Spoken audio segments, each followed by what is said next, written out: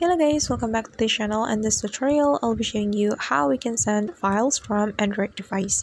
So let's get started. First of all, you can open your file manager on your Android phone and you can select which file that you want to send. And for example, I'm going to select files from my internal storage and I'm just gonna tap on internal storage.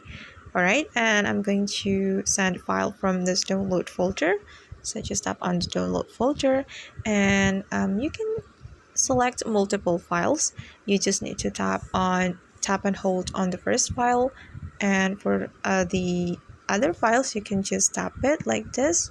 You can just tap on it, and after you're done selecting the files that you want to send, you can click on share button right here, and you can select the method that you want to use for sending your file, and you can choose either you want to share your file or send your file through WhatsApp, Telegram, Messages, Drive, or anything that you want. But I suggest you to use nearby share feature right here because the process will be faster and you can immediately share or send your big files to your friends instantly and quickly.